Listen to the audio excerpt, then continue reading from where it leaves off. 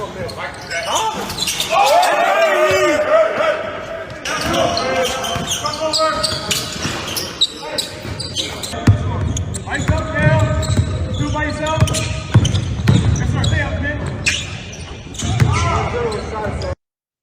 guess when you see that, like, how hyped do you get just like kind of watching Ausar take those mid-range, be aggressive, and kind of stuff like that?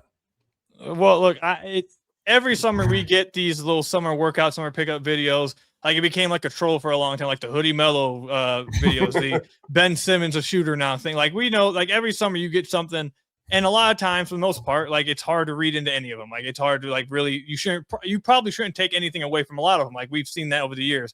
But obviously, when you see that, it's hard not to get excited. Like I said it on the podcast that I know I shouldn't be getting excited over this. I know I shouldn't be looking at this and being like, oh, here it comes. And like, I need to actually see it play. I know that's the responsible thing to do, but I'm not a party pooper. I'm not, I am fun at parties. So I am going to be excited. Like I am going to like be really, really hype over what we saw.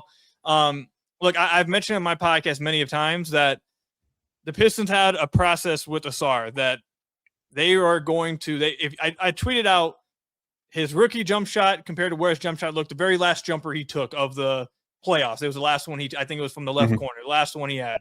And I compared like just to show everybody like what it looked like versus 4 or 3 years ago.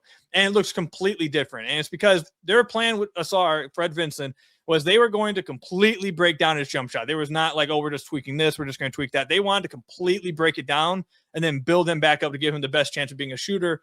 And last year they were still in the process of building it. That's why you saw his free throw routine change. Like I think I counted 6 times on the podcast. Like it changed multiple different ways, different times.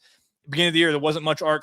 Like around December, all of a sudden you started to notice him trying to get more arc on. It was changing throughout the year because they were still trying to build it up behind the scenes. It's why he didn't really have the freedom that, let's say, Ron did. Even though Ron didn't have a lot of success with threes, he still got to just jack him up. They didn't really want that with Ausar. They wanted him to kind of limit the volume. They didn't really want that being something done because he wasn't at a spot where he was comfortable with the jump shot. They were comfortable with the jump shot, and they were still developing it. And from my understanding, I've been saying this, my understanding is they felt like it was going to get to a point at the beginning of this offseason where both sides felt very confident. He was very comfortable with it. It was no longer just stiff, kind of like thinking through it. It was just natural.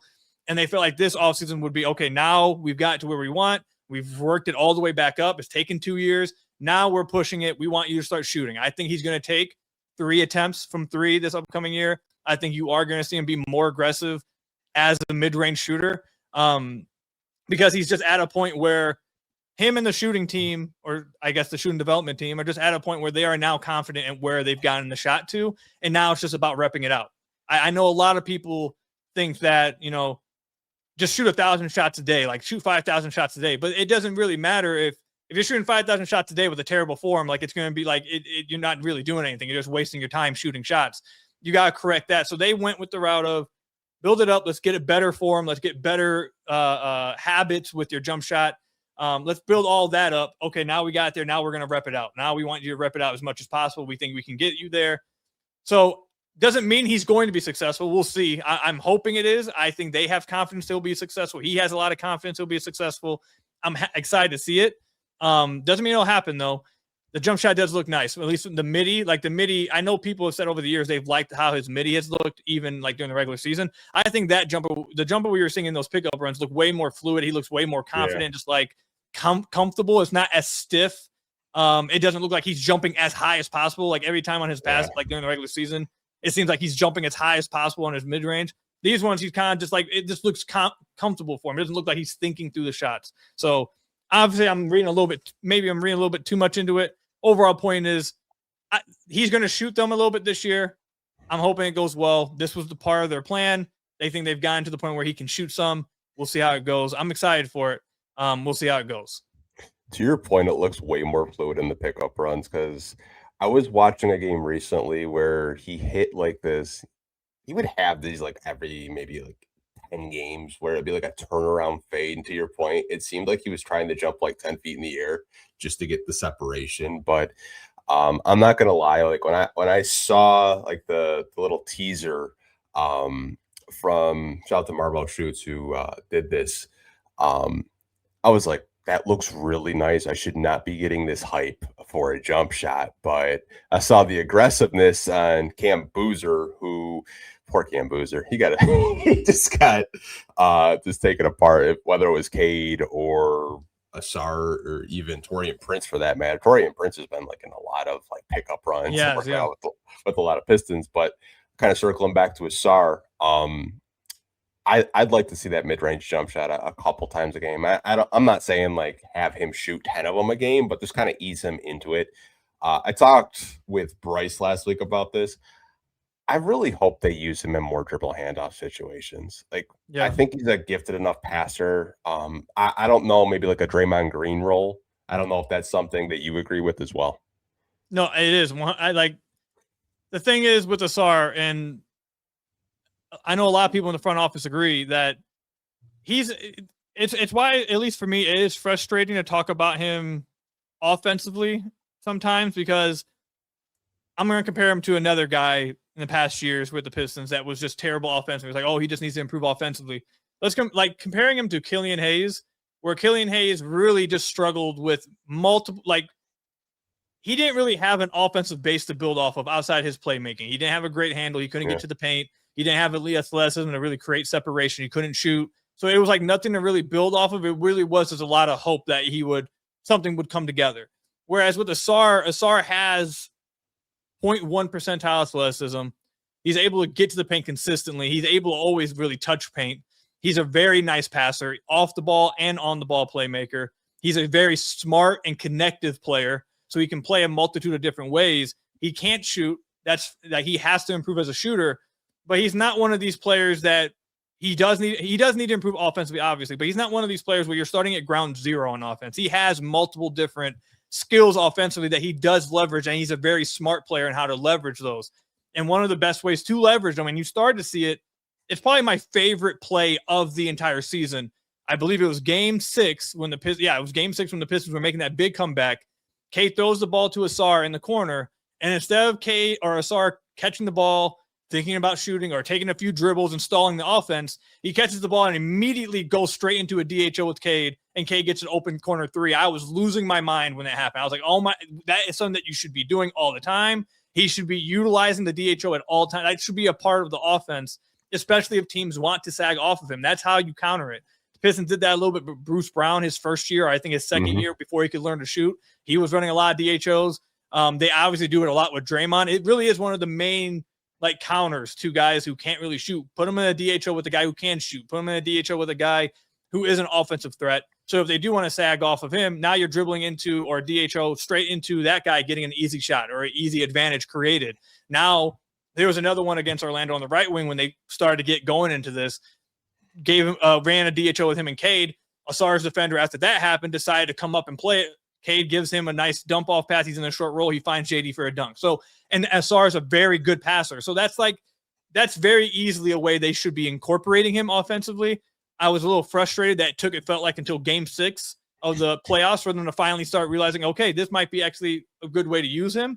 But Ausar, I've always said, I think he's going to be a Swiss Army knife. I've always compared him to eventually Andre Iguodala, where he can handle the ball, he can run some of the offense, he can play off the ball. He's a really good cutter, a very good offensive rebound. He contributes to your second chance points incredibly. He also can operate in the DHO like Draymond. He can be like the Draymond of the offense. I've often compared him and Cade to being like the Pistons version of Steph and Draymond. Like Cade is the offensive guy. Draymond can't really shoot, but he's a fantastic offensive passer. He's a fantastic he's a very, very smart, one of the smartest players we've seen. He knows how to leverage these things. So I think they kind of fit that exact same kind of role. I think you are on the point with the Draymond comparison. I hope they do use them a lot more in DHOs, and not even just Cade. You can run them with Duncan. You can run it with Isaiah Joe. Any guy that has some kind of gravity or someone that can take advantage of the fact that his guy is sagging off, which again, like I mentioned, creates the defense having to come up with the counter of, okay, we'll come up a little bit higher in the screen. Well, then now Ausar's slipping to the basket in a 4-and-3 advantage that we know he can take advantage of. So there's things you can do. And I think that's one of them you should be doing pretty regularly. Not to mention, I know a lot of Pistons fans, they're so fixated on the secondary ball handler, which I was just I'd rather see Ausar get those reps. I don't know about you, but I really liked the point Ausar experiment this past season. I felt like when he had the ball in his hands and he was able to play make and distribute, it kind of opened up more things, not only for him, but his teammates around him. I mean, I've been a big proponent of it for a while. I've really wanted them to see it. I've said on my podcast many of times, the front office wants to see it. They wanted to see it more last year. I oftentimes bring up the first 10 games of last year where he was really on ball a ton. He was averaging, I think, like 14, 6.5, and 4. The offense was thriving with him on the floor, the best it has been. He himself wasn't uber efficient, but him just being aggressive, getting to the basket, scoring more, was creating potential offensive rebound opportunities. He was getting to the free throw line a lot more. His free throw rate was like the highest it had been throughout his career. And really, if he was just hitting more free throws, the free throw percentage was really what was weighing down his overall efficiency. But those first 10 games were great. Then he got hurt.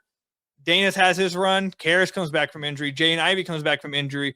And Ausar comes back from injury. All these guys are back, and now it's like, okay, we got to figure out how to play all of them, and that kind of went out the window. I know that the front office wanted to see that more this past year. They want to see it this upcoming year because they want to get an answer. Is it something he can do? Is it not? Is it something we can rely on, or is it not? And eventually you do need to get that answer. If it's a yes, then you know what you can do otherwise with team building. If it's no, then you know you need to go get another one. So they want to find that out this year. I am a believer in it. I said it pre-draft with him. I remember talking about how if you don't believe that he can eventually be a secondary ball handler or be someone who can run the offense or at least be like a second side guy, if you don't believe that's what he can do, which he did a lot of at OTE, if you don't believe that, you shouldn't draft him number 5. Like, I would not draft him 5 if you don't believe he can do that. I did. I said they should have drafted him at 5. So I believe he can. And going back to the playoffs, you saw it even more like in the playoffs, especially after game 6. Obviously, there was that highlight when he brought it up against Jalen Suggs, him with the spin move and then finished at the basket. There was another one when he went behind the back at the top of the key against Jalen Suggs, got to the basket and finished on that one. In the Cleveland series, you started to see them try to have him bring the ball up and be the guy kind of initiate so K could come off-ball actions. Like, that should have been something they were doing a long time. It forces the defense to guard him in a different way, and it also allows K to get easier looks off the ball to where he's not just having to stay at the top of the key, survey a defense that's kind of set for him. It gets him in different situations. So I think we're obviously now going to see a lot more of it because they have to. I think it's going to go well. But the good thing is that either way, like if it goes well, like I said, you have your answer and you feel good going into the second half of the season. If it doesn't, that's why you got all these like tradable contracts. That's why you still have all your picks. That's why you still have all this long-term salary flexibility. So if like January 20th comes around and it's like, all right, well, this hasn't gone very well. It's not going well. We wanted to see it. Sadly, it didn't. We have time now to go make a trade for another ball handler. There's one available every single season at the deadline. They can then attack it then. So we'll get an answer by then. I don't think the Pistons will just sit on their hands if it doesn't go well. Yeah, I'm hopeful we see a little bit more of it because I feel like when he's such a dynamic player. Like, I know a lot of people just focus on the jump shot, but I mean, he gets even more of a tighter handle. I feel like he could just get to the free throw line. He can get to the basket. He's just so damn athletic. I feel like the most encouraging highlight of that pickup run was him going to the basket and dunking on Cam. Like, that would change. Like, if you look at him and Amen, the big reason for the difference in their efficiency at the rim is that Amen just dunks the ball way more at the rim. Like, they're not too much different when it comes to this layup field goal percentage.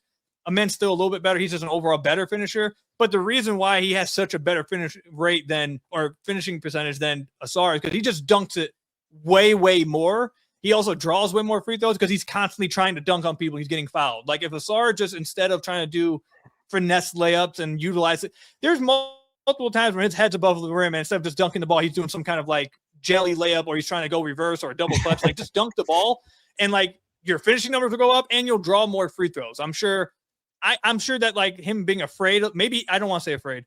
Maybe he doesn't want to go to the free throw line because he's not the strongest free throw shooter. So maybe that's why he hasn't been as aggressive doing it. But if he feels more comfortable in his jump shot and he feels comfortable going to the free throw line, I'm hoping that part of the pickup run is what really translates. That would, honestly, even if the shot doesn't translate 3-point wise, like that would be, I think, maybe just as big as an improvement if Ausar is driving to the basket, drawing free throws, and just finishing better. Because that's another area he does have to improve on. Yeah, I mean, just go up strong. I mean, you're more athletic than probably like 99.9% of the people in the NBA. Like, just go up strong and aggressive. Like, the free throws, that's the one nitpick thing that I was kind of frustrated with this past season of not being the greatest free throw shooter. I mean, I'm not saying you need to make 80%. If you can give me like 65 to 68, I can live with it. Yeah, I mean, I was really shocked to see him shoot as bad as he did, because he started off his career obviously not shooting that well from the free throw line. But then his second year, I was talking about like going into this past season, the last like 30 games of the year they played the Knicks, the last 30 games of that season, I think he shot 72%. And I was like, okay, well, he's trending in the right direction. We have a larger sample of him shooting well from the free throw line. He should be able to at least stay around there, 70%. Like I thought he was trending in the right way. And then it just really crashed back down this year. And again, it got to a point where I was literally watching his free throw routine almost every game just to see. And I started to notice that he started changing it a lot more, especially after like November. He started to change it. So again, I think that he's a better free throw shooter than that. That definitely is.